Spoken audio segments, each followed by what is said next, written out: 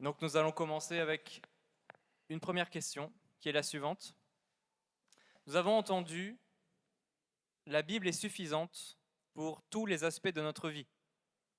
Mais cette affirmation n'est-elle pas une exagération dans le sens où nos besoins dépassent ce que la Bible peut nous donner? Des besoins médicaux, des besoins financiers. Est-ce qu'on ne devrait pas plutôt dire que la Bible est suffisante pour les besoins spirituels et existentiels de l'homme, mais pas exhaustive? La révélation générale et la grâce commune pouvant, en harmonie avec les Écritures, pourvoir à d'autres réels besoins de l'homme, comme par exemple le plan médical ou psychiatrique.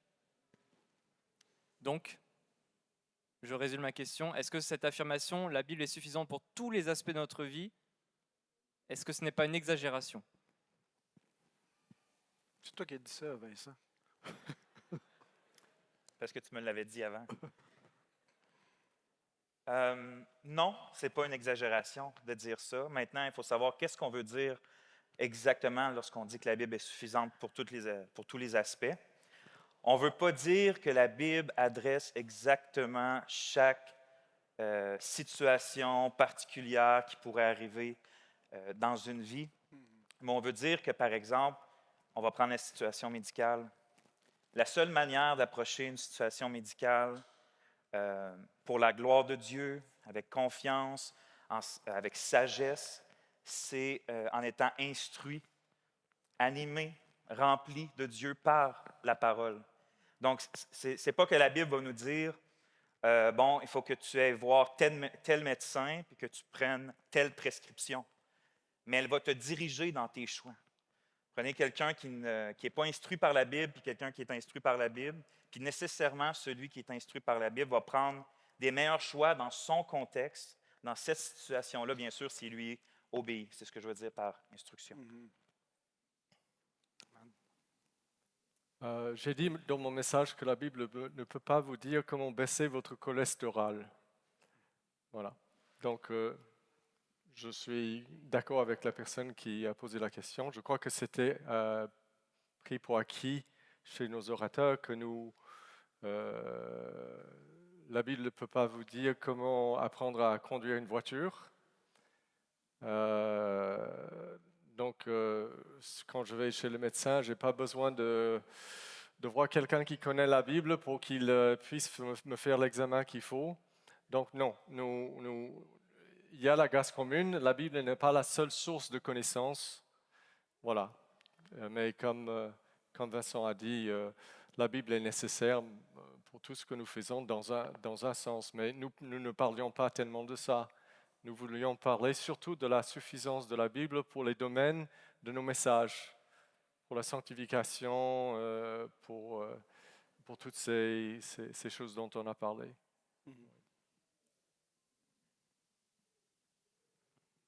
OK. Moi, je pense que je suis d'accord avec tout ce qui a été dit ici, y compris la majorité des choses qui ont été communiquées aussi par la question.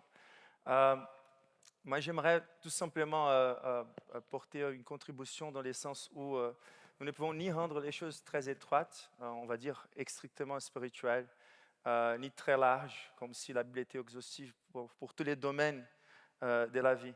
Mais surtout dans la génération, il y a une emphase qui a été mise énormément sur l'importance, par exemple, de complémenter l'enseignement biblique avec d'autres enseignements pour la bonne santé, soit psychique ou spirituelle de l'homme.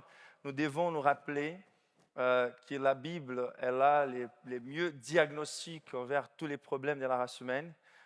Et donc, même si elle ne parle pas de toutes les ères, nous devons faire confiance que même pour trouver un équilibre à la manière dont on doit faire recours à d'autres choses qui sont fruits de la grâce commune, c'est la Bible qui nous donne aussi les principes. Donc nous ne pouvons pas prendre pour acquis, par exemple, que la psychologie ou la psychanalyse ont une meilleure capacité pour traiter la psyché humaine que la Bible, car les termes psyché viennent de la Bible, ça veut dire âme. Et c'est intéressant de remarquer aussi dans la Bible que comme l'être humain est inséparable, même si composé par certaines facettes différentes, bien sûr que notre santé spirituelle aura un impact sur notre santé émotionnelle et la Bible nous présente aussi plein de conseils de sagesse pour nous protéger aussi physiquement. Donc c'est important de ne pas rendre les choses très étroites, parler tout simplement des choses spirituelles comme si la spiritualité n'était pas la source de quelque chose de plus large. C'est la fontaine, mais ça touche à l'ensemble de la vie de l'être humain.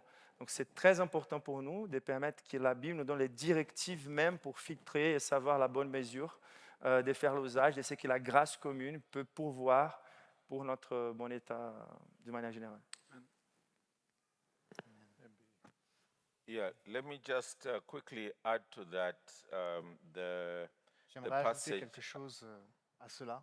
The passage I dealt with yesterday. Et ça parle à propos du passage avec lequel j'ai prêché hier. I emphasized the first part of it, which says, all scriptures breathed out by God and profitable for teaching, for rebuke, for correction, and for training in righteousness. Donc ça parle du verset dans 2 Timothée qui dit que toute écriture est inspirée de Dieu. Je peux la lire peut-être. Oui. Est utile pour corriger, pour instruire. But the section that's relevant to the question that has now been asked is the second part. Mais la section qui répond à la question qui a été posée est dans la seconde partie de ce verset, Which says that so that the man of God may be complete, equipped for every good work. pour que l'homme de Dieu puisse être équipé pour chaque bonne œuvre. In other words, it's God's word itself that is saying to the Lord's servant Donc c'est la parole de Dieu elle-même qui parle aux serviteurs de Dieu, that God's word will completely equip you. que la parole de Dieu vous équipera parfaitement. In fact, those who read the Greek in this text En show réalité, pour ceux qui lisent le grec dans cette partie, cela montre that there is an actual emphasis where we have in the English, I'm not too sure what the French says, where it says complete, equipped for every good work. il y a une emphase dans le texte original sur les mots équipé et complètement, parfaitement. In other words, with respect to the redemptive work of God in human life, this book is all you need. Alors, pour le travail de rédemption dans le cœur de l'homme, ce livre, c'est tout ce dont vous avez besoin. And as we've heard, it's not about how to drive a car, Et comme nous l'avons entendu, ça ne parle pas de comment vous devez conduire votre voiture, but it's definitely dealing with something much more serious than that. mais cela parle de quelque chose qui est beaucoup plus important que cela. Thank you. Merci. Bien qu'il y ait une différence, moi, avant d'être chrétien, de la façon que je conduisais ma voiture, et maintenant que je suis chrétien, et dans la façon que je gère, par exemple, la rage au volant, avant, je la croyais justifiée, mais maintenant, je la confesse à Dieu. Et c'est la parole de Dieu qui a fait la différence. Merci pour vos réponses. La deuxième question que nous allons poser, elle est pertinente non seulement pour le thème de cette conférence, mais pour toutes les conférences auxquelles nous pouvons participer, et notamment dans ces environnements assez saturés de théologie dans lesquels nous évoluons. Comme les 2 plus grands commandements sont d'aimer Dieu et d'aimer notre prochain, quel est votre conseil pour que cet intérêt pour la théologie et pour l'histoire de l'Église ne devienne pas juste une recherche de connaissances qui conduisent finalement à l'orgueil, mais nous conduisent à nous recentrer vers ces 2 grands commandements qui résument la loi. Puisque la Bible se suffit, quelle importance accorder aux livres qui traitent de la Bible, mais qui ne sont pas la Bible elle-même? Il y a un peu 2 questions là, mais qui sont liées entre elles. Mais si vous voulez, on peut répondre dans l'ordre. Donc la première question, c'est comment cet intérêt pour la théologie, de manière générale, l'histoire de l'Église, peut nous aider et participer au fait d'obéir à ces 2 grands commandements, aimer Dieu et notre prochain. Ben, moi, j'aurais quelque chose à dire simplement. J'ai été exhorté par la prédication de Vincent hier et par certaines de ses applications. J'essaie de revenir dans mes notes, mais notre attitude envers la parole de Dieu démontre notre attitude envers Dieu lui-même.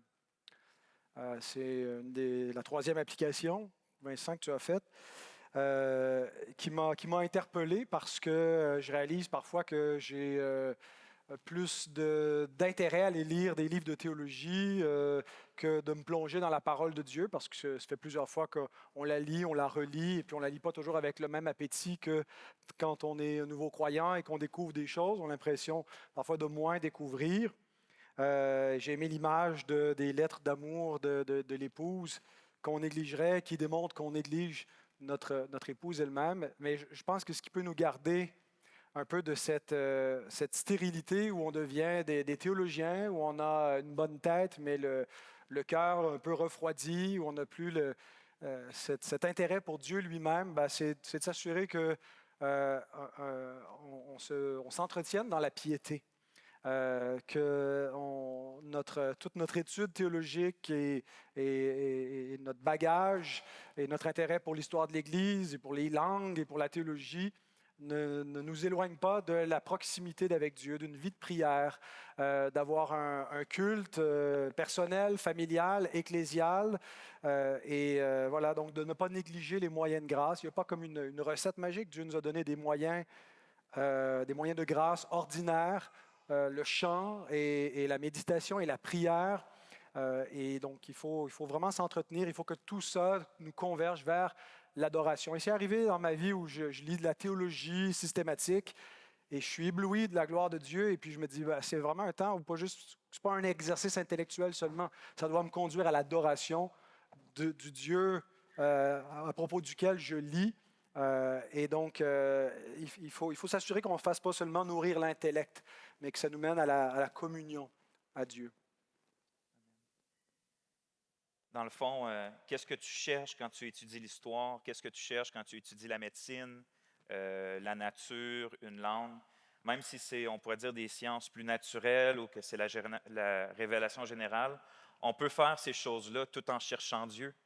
Il y a une série de livres en anglais sur l'histoire qui s'appelle 2000 Years of Christ's Power, 2000 ans de la puissance du Christ. Puis c'est comme ça qu'on voit l'histoire. L'histoire, c'est la providence de Dieu qui agit puis accomplit ses plans. Quand on regarde un arbre, c'est l'arbre de Dieu. Donc c'est sûr qu'on peut chercher ces choses-là pour simplement de l'information, mais on peut aussi chercher toutes ces choses-là pour davantage connaître Dieu, les facettes merveilleuses de notre Seigneur, puis d'être rempli d'admiration devant lui. On l'aime davantage, et ainsi on aime notre prochain aussi davantage.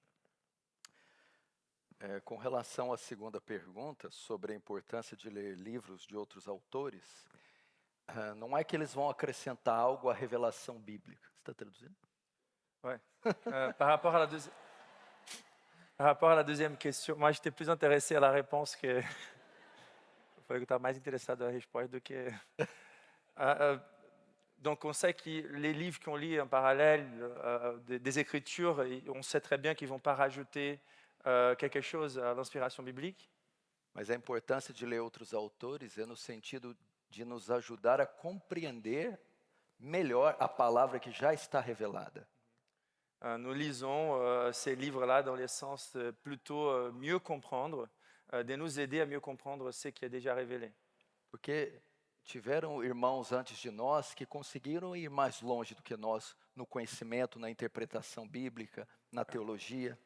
Car nous avons eu des hommes avant nous qui ont eu la capacité d'aller plus loin que nous dans la compréhension, de comprendre la théologie. Nesse sentido, ler seus escritos vai nos ajudar muito a compreender com mais profundidade a revelação bíblica, as doutrinas. Dans ce sens-là, ces livres vont nous aider énormément à comprendre avec plus de profondeur les doctrines, les vérités bibliques. Você se lembra de Eunuco e Filipe? O Eunuco estava lendo Isaías 53, mas não compreendia bem aquele texto. On voit les cas de l'eunuque éthiopien et Philippe, il était déjà en train de lire la parole, mais il ne comprenait pas très bien. Filipe, então, conduz ele na compreensão daquele texto, uma compreensão mais profunda do texto. Donc Philippe, il vient pour aider dans la compréhension plus profonde de ces textes. E eu creio que os autores podem nos ajudar nesse sentido. Et nous croyons donc que les auteurs, ils peuvent nous aider dans ce sens-là. Para essa viagem, eu trouxe livro de Jonathan Edwards. Pour ces voyages, il a ramené un livre de Jonathan Edwards. ele fala das excelências de Cristo. Il nous parle sur les excellences de Jésus-Christ. Ele falou coisas sobre Cristo naquele livro que eu nunca ouvi e nunca tinha imaginado. Il a parlé sur des choses à propos du Christ dans ses livres que j'avais jamais entendu et jamais imaginé. Ele não trouxe um outro Cristo para mim. Il n'a pas présenté un autre Christ pour lui. Ele não trouxe um novo Cristo para mim. Il n'a pas présenté un nouveau Christ pour lui. Mas ele trouxe um Cristo muito mais elevado do que eu imaginava. Mais il a apporté un Christ beaucoup plus élevé que ce que j'imaginais. É isso. Voilà.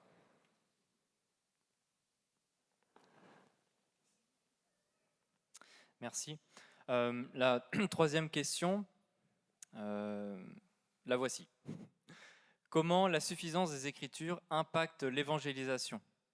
Lorsque nous présentons l'Évangile aux non-croyants, que pouvons ou devons-nous dire à propos de la Bible en elle-même, aux personnes que nous évangélisons?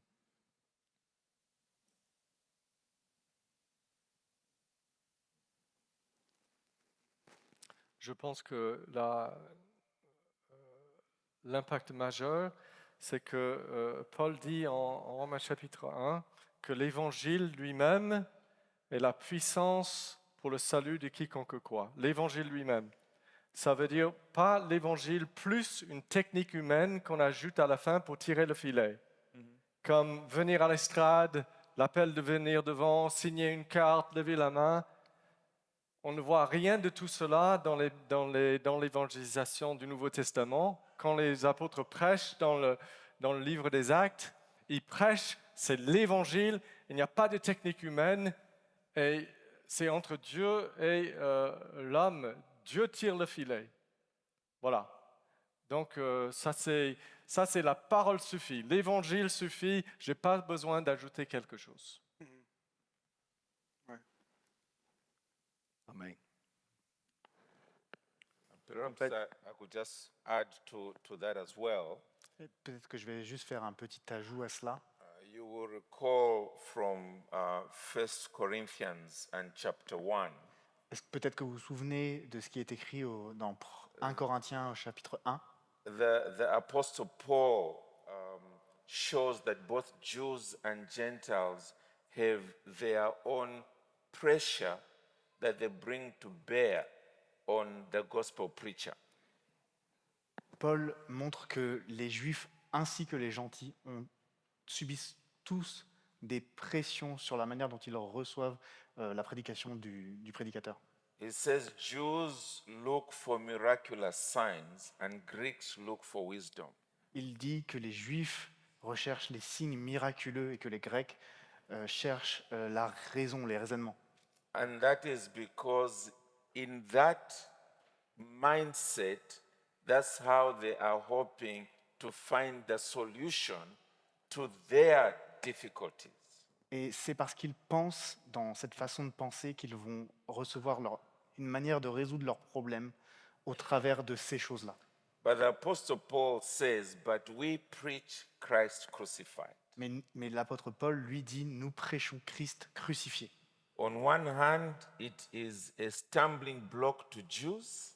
D'un côté, c'est une pierre d'achoppement pour les Juifs. And then on the other, it is foolishness to the Gentiles. Et de l'autre, c'est une folie pour les Grecs. But it doesn't matter.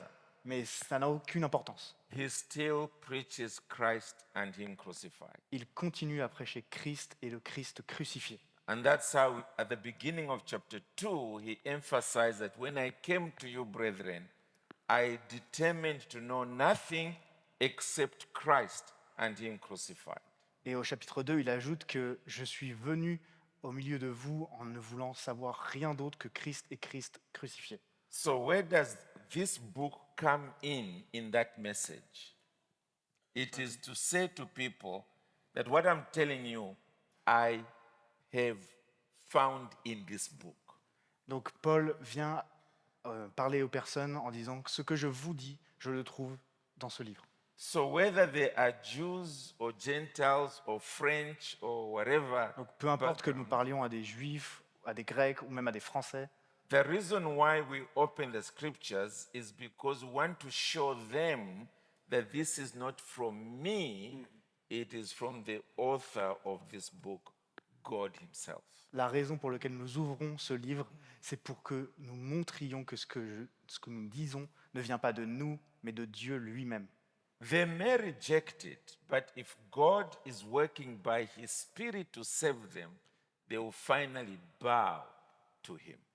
Peut-être qu'ils vont rejeter cette parole, mais si Dieu travaille dans leur cœur avec l'Esprit, ils finiront par s'agenouiller devant Dieu. Amen. Merci. La quatrième question concerne l'enseignement des enfants dans l'Église. Nous considérons que les Écritures sont nécessaires au salut, par le Christ mort au calvaire. Que pouvez-vous nous conseiller concernant l'enseignement des enfants dans l'Église? Doivent-ils entendre les Écritures? Nous voyons parfois des congrégations faire une adaptation par le biais d'histoires, de pièces de théâtre ou d'autres moyens. En d'autres termes, l'Église doit-elle enseigner aux enfants avec les Écritures claires et entières, comme pour les adultes, pour leur salut?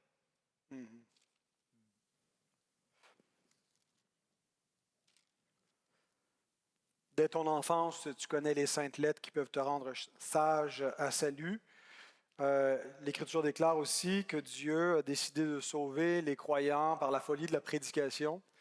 Je pense que les églises devraient exposer les enfants à la prédication de la parole. Ils ne comprendront pas tout, mais ils vont comprendre certaines choses. Dès le plus bas âge, on devrait chercher à les intégrer au culte en entier, incluant l'exposition de la parole de Dieu. Rien n'empêche qu'on peut enseigner de façon plus adaptée à leur niveau avec une école du dimanche et tout cela. Mais moi, je suis un fervent partisan de l'intégration des enfants au culte d'adoration et à la prédication dominicale.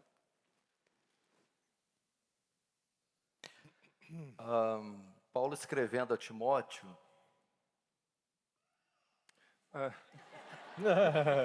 Parce que Paul écrit à Timothée, tu Timóteo, toi Timothée, que desde a meninice et depuis ton enfance, sabe as sagradas escrituras. connais les lettres sacrées. Meninice ali, a palavra grega é brephos. Donc les termes pour l'enfance dans ce texte-là, c'est brephos. Da ideia menino de colo ou criança. C'est quelqu'un qui peut même être porté sur les bras ou être enfant. Ensina que Timóteo era exposto às escrituras desde criança. Il enseigne que Timothée est exposé aux Écritures depuis petit. Em nossa igreja, por exemplo, em Franca, no Brasil, Notre église à Franca, au Brésil, as crianças ficam no culto a partir de 4 anos de idade. à partir des 4 ans, les enfants sont déjà au culte. Elas já ouvem o sermão completo Elles sont déjà en train d'entendre les sermons complets e muitas delas são ensinadas a fazerem anotações. et plusieurs d'entre elles sont déjà enseignées à faire des notes. E elas entendem mais do que nós imaginamos. Et elles comprennent beaucoup plus que ce qu'on imagine. Portanto, o quanto antes exponham as crianças às escrituras. Donc, le plus tôt possible, il nous faut exposer les enfants aux Écritures. Amen. Si je peux rajouter, je suis complètement d'accord avec les positions présentées et je suis complètement d'accord qu'il est plus tôt possible, les enfants doivent s'habituer à apprendre. Donc, c'est très intéressant. Pendant un moment donné, dans le ministère de Lloyd Jones, il est tombé malade. Et pendant qu'il était malade, il a reçu une lettre d'une fille de 10 ans. Et nous savons que plusieurs d'entre nous peuvent comprendre ou avoir l'impression que les prédications de Lloyd Jones étaient un peu compliquées, assez intellectuelles. Mais il reçoit cette lettre d'une fille de 10 ans qui dit « S'il te plaît, restaure-toi au plus tôt possible. Tu es le seul prédicateur que j'arrive à comprendre. » Et donc, c'est très important de ne jamais négliger, même si à l'école, ils seront exposés à d'autres enseignements, beaucoup plus tôt. Mais c'est très intéressant aussi de voir dans la Bible que même si les lieux de culte sont un lieu où ils doivent être habitués et apprendre de manière propositionnelle et claire, nous ne pouvons jamais négliger d'autres manières d'enseigner nos enfants. Car par exemple, lorsque Paul va parler de l'Ancien Testament, il va parler des rudiments de ces mondes. C'est comme si c'était l'école élémentaire de la foi. Et donc quand on pense à la manière dont Dieu nous a communiqué des vérités profondes, de manière assez théâtrale, quelque part, par même des narratifs historiques, mais qui représentaient des vérités de manière illustrée, les tabernacles, il y a plein de choses qui sont là pour nous communiquer la vérité d'une manière un peu plus claire, même la Sainte Seine ou les baptêmes, ce sont des moyens qui peuvent faciliter énormément la compréhension. Donc je suis d'accord que même le Christ, lorsqu'il a pris cet enfant sur les bras, il a parlé de l'enfer. Donc il n'y a aucun thème qu'on doit éviter que les enfants comprennent. En même temps, je pense qu'il nous faut être sages et utiliser tous les moyens possibles adaptés à leur âge, à leur langage, pour faciliter la compréhension des Écritures. Donc là, il faut vraiment trouver un équilibre à cet égard. May I just throw in one extra bit? J'aimerais également ajouter quelque chose. And it is the way in which children grow up. La façon dont les enfants grandissent, In their earlier years, they are like a sponge that just takes in whatever it is they're getting. quand ils sont tout petits, ils ressemblent à des éponges qui absorbent absolument tout. And they are very good at memorizing. Et ils sont vraiment bons pour mémoriser.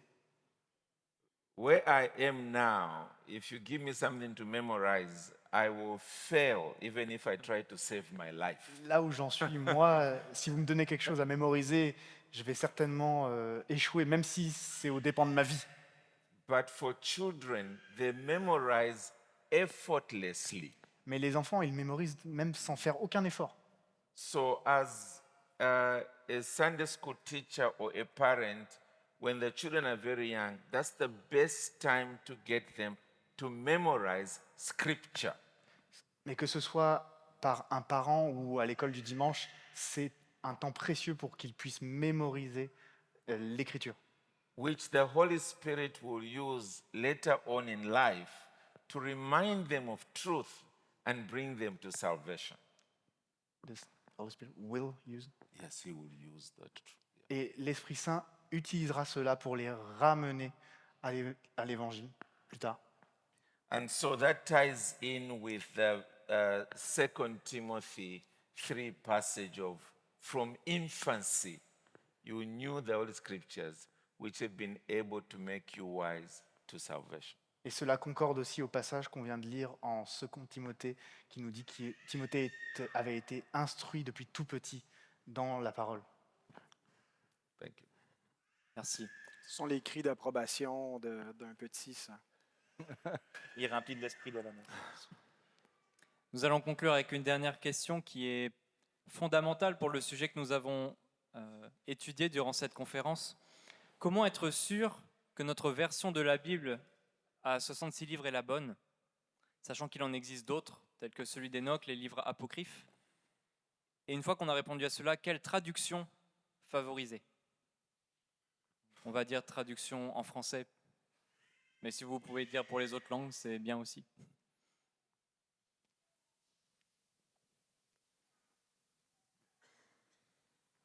Dr. Conrad. My answer with respect to versions is that if you are in the English world, Ma réponse concernant les traductions, c'est si vous regardez les traductions anglaises, you are probably spoiled because you've got many versions. vous êtes finalement comme des enfants gâtés, parce que vous avez beaucoup de traductions disponibles. And the further you go from there into, for instance, tribal Africa, Et plus vous allez vers des langues les moins parlées, par exemple des langues de tribus africaines, some of them only have the New Testament certaines langues n'ont que le Nouveau Testament de traduit in their language. dans leur propre langue. So obviously, it depends on which side of the spectrum you are finding yourself. Donc ça dépend de quel côté du spectre de traduction vous vous trouvez. And there, I would encourage you specifically to work with your church leaders. Et moi, je vous encouragerais plutôt à travailler avec votre pasteur, votre leader d'église. They would have had their training in the languages of the Bible. Ils auront eu leur formation dans leur langue, la langue de leur Bible. And so, as they are studying also to prepare for their sermons, they are comparing one version with another.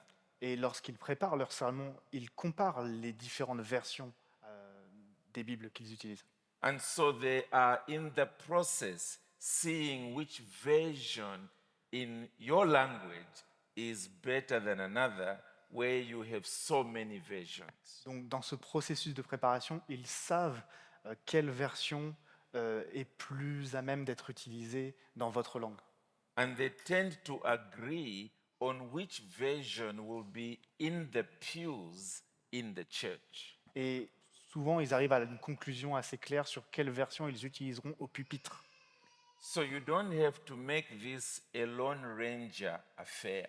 Donc, vous n'avez pas besoin de faire cavalier seul sur cette affaire. It will be a collective decision that is being made with those who are given charge over you, as Mais- Hebrews 13:17 says. Mais vous pouvez la jouer collective et comme Hébreux 13, versets 16 à 17 le dit. Can you repeat again what does verse says? Okay, so you are submitting yourself Vous to the soumettez vous-même leadership au leadership of those who de- have been given the charge over you, de ceux à qui on a donné la charge de prendre soin de vous, so that together there is a common version that you're using. pour que nous tous nous puissions avoir une version commune que nous utilisons ensemble.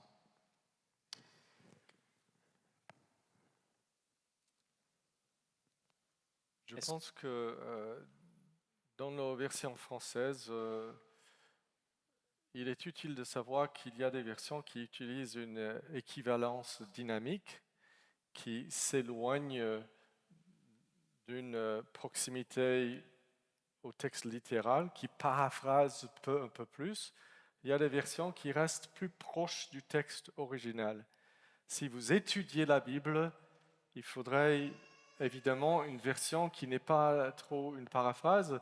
Nous avons la Bible à la colombe, nous avons la nouvelle version de Genève. Des versions comme ça sont très utiles pour être, oui, pour l'Église. Il y a d'autres versions qui ne sont pas mauvaises,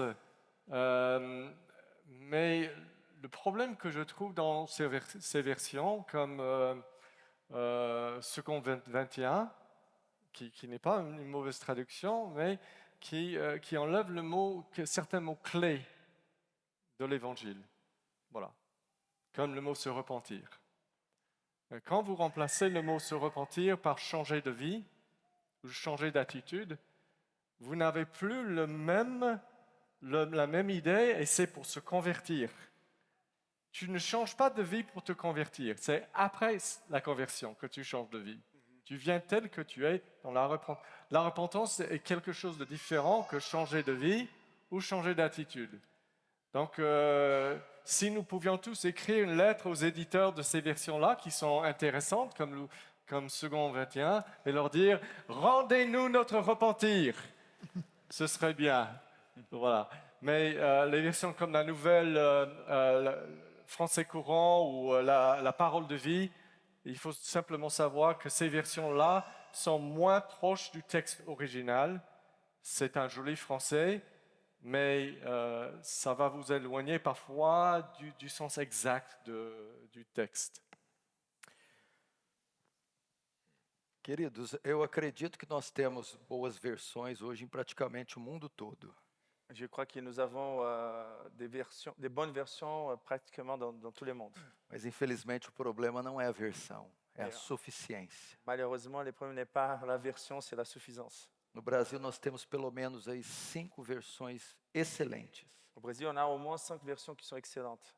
mas a Bíblia para muitos pastores é um livro que não é suficiente para a condução da sua igreja. Mais pour plusieurs pasteurs, la Bible est un livre qui n'est pas suffisant pour la conduction de son église, de leur église. Eles apelam para profecias, Ils partent dans la direction des prophéties, revelações, révélations, que são superiores à palavra de Deus. comme si c'était supérieur à la parole de Dieu. Muitos pastores conduzem as famílias da igreja mais com as verdades de Freud do que a Escritura. Certains pasteurs conduisent l'église plus avec les vérités de Freud que de la Bible.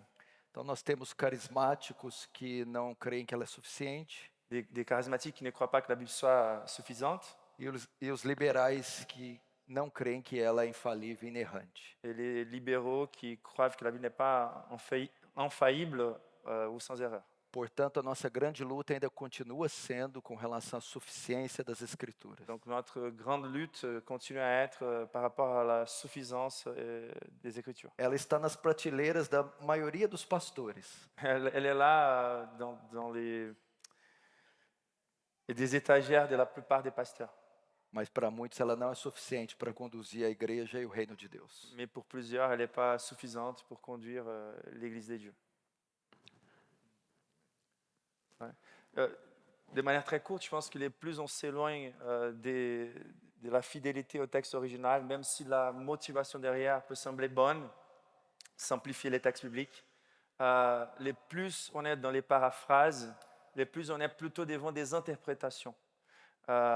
Et nous voulons avoir l'accès à la source. Donc, j'ai déjà entendu parler d'une église qui est pour contextualiser, car ils n'étaient pas habitués à manger du pain en Asie, c'était plutôt les riz, et ils célébraient la Sainte Seine avec du riz. Mais c'est clair que les éléments choisis par Dieu lui-même ont quelque chose aussi à communiquer de manière plus précise. Et je pense que nous pouvons tous faire un petit effort. Si jamais c'est un mot qu'on n'utilise pas beaucoup dans notre culture ou qui est moins utilisé, nous devons restaurer ces mots et réexpliquer les contextes, expliquer, vous savez, les pains, il y a quelque chose de très important dans cette culture, il a ces éléments-là. Donc, nous prenons un petit peu plus de temps pour expliquer les choses, mais nous gardons la signification originale. Donc, nous pouvons faire un petit effort. De manière générale, même si, comme on a dit ici, certains termes bibliques peuvent être moins utilisés aujourd'hui, et on doit faire plus d'efforts pour comprendre, la Bible, elle est suffisante dans son ensemble pour laisser les choses qui parfois ne sont pas très claires dans un passage, encore plus claires dans d'autres passages.